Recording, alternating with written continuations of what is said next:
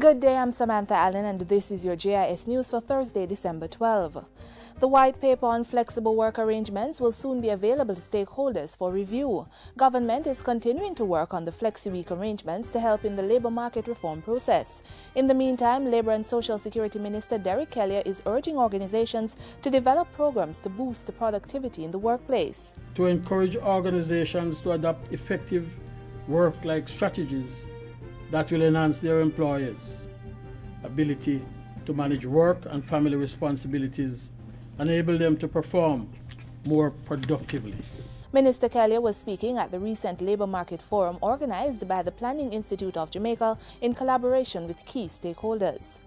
The Caribbean Telecommunications Union, CTU, has taken steps to ensure unrestricted internet access for the region's nationals, including Jamaicans. The CTU has signed a Memorandum of Understanding with Internet Corporation for assigned names and numbers, ICANN, to facilitate the process. It guarantees collaboration between both entities and seeks to protect the sovereign rights of member states as well as the management of domain names. President of the CTU and Minister of Technology, Philip Paulwell, says the Internet has been largely unrestricted, but with warnings of possible restrictions and barriers in the future, the MOU is a step in the right direction. Need for us to ensure that that doesn't happen, that the whole business of domain name management, name and numbers, that management be seen for its strategic importance to member states.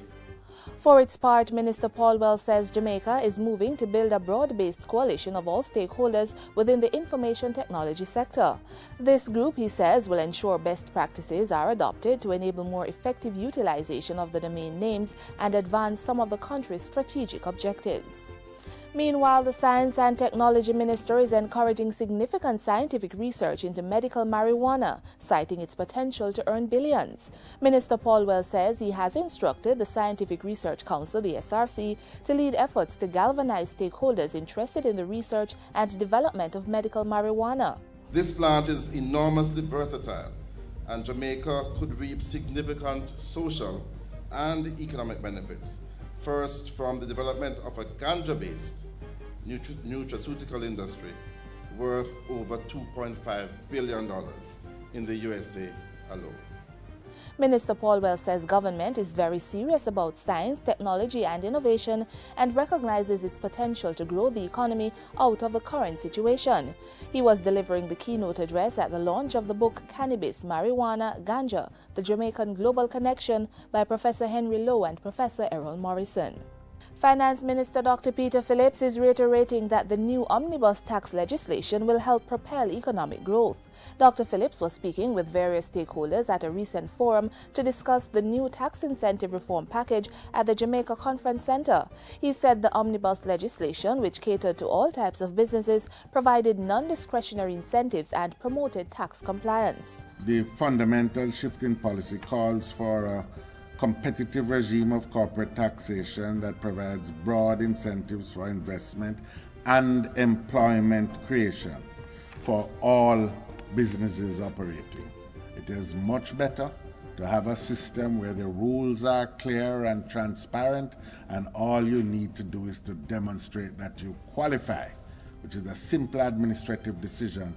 Under the new tax regime, as at January 1, 2014, corporate income tax for all unregulated companies will stand at 25%. The 30% income tax for large unregulated companies will also be removed.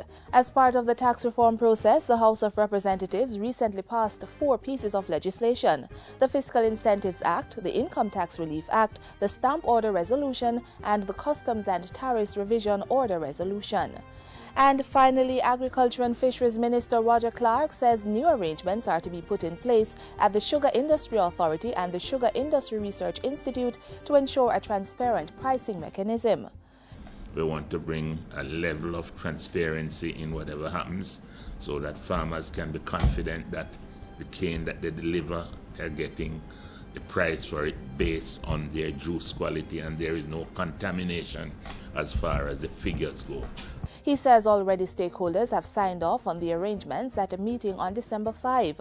The Agriculture Minister was speaking recently at the unpacking of new bearings for the Monimusk sugar factory. Purchased at a cost of $30 million, they replace equipment stolen from the sugar estate earlier this year. Pan-Caribbean Sugar Company executives decided to buy the new bearings and have them installed to guarantee an early start of the 2014 sugar crop. This will safeguard the jobs of workers and avoid the high cost of farmers transporting their crop to distant mills. And that's it for JIS News Today. I'm Samantha Allen. Thanks for watching.